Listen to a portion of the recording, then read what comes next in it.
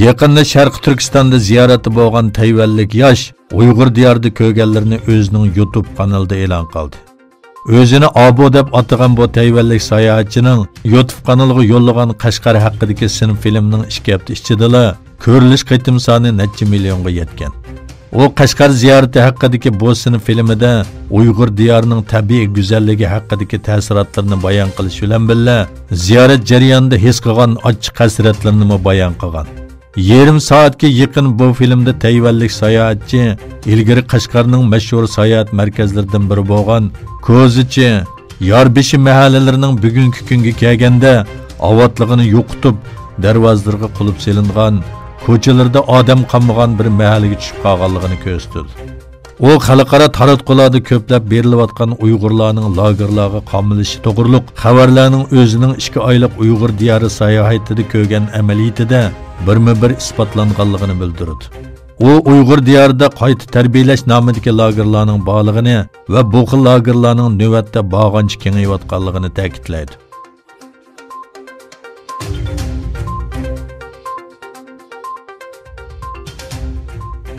Türkiye'de 4 milyondan artıq əgəş küçüsü bo'lgan Roy Chanat 2 kun burun e'lon qilgan bir videoda koronavirusini tekshirish uchun Xitoyga manganligini aytdi.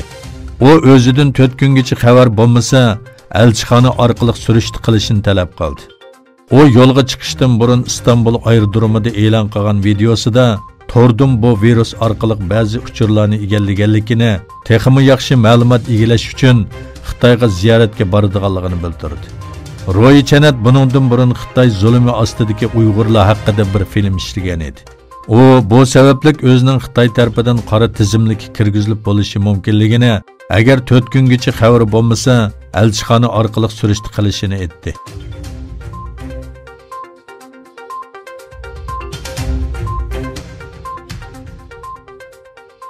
Azalıqda yer tavrigandan keyin Türkiye'deki Sharq Turkistonlik Uyg'urlar ularning yarlarga malham bo'lish uchun yordamga otlandı.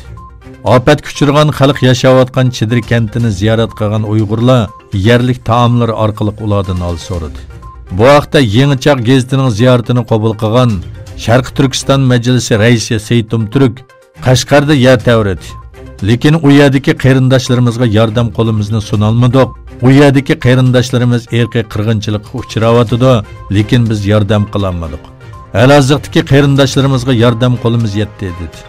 Uyg'urlarning ziyoratidan ta'sirlangan xalq, biz yordamga borolmadik, lekin sizlar bizni yolg'iz tashlab qo'ymadinglar, yaxshi mehmon qildinglar, biz bek ta'sirlandik dedi.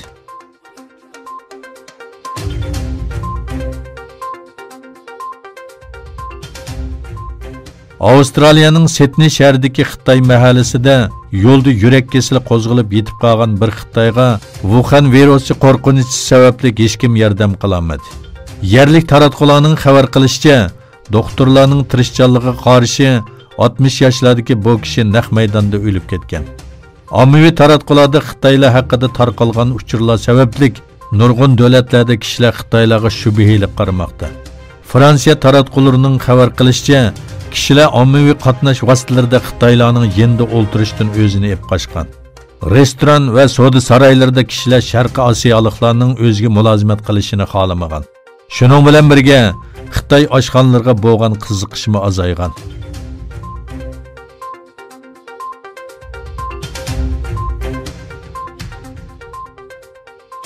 Fransiya prezidenti Macron Angliyaning Yevropa ittifoqidan rasmiy ayrilishiga bir necha soat qolganda axborot e'lon qilish yig'ini o'tkazdi.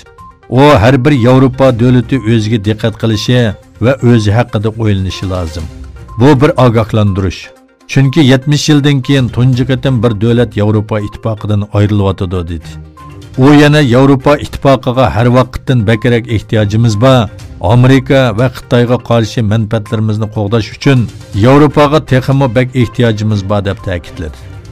Yevropaning eglik huquqi va demokratiyasini kuchaytirish uchun yangidan tashkillanishi kerakligini ta'kidlagan Macron, Angliyaning bu ittifoqdan ayrilish sababli munosabatida o'zgarish bo'lmaydiganligini aytdi.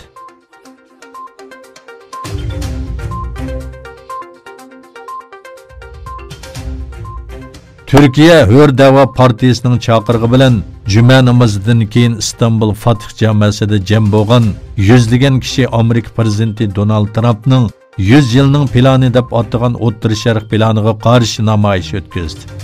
Shuning bilan birga İsrailiya ishg'oli ostidagi o'xshash bo'lmagan rayonlarda o'tkazilgan namoyishlarda 48 falastinlik yaralandi.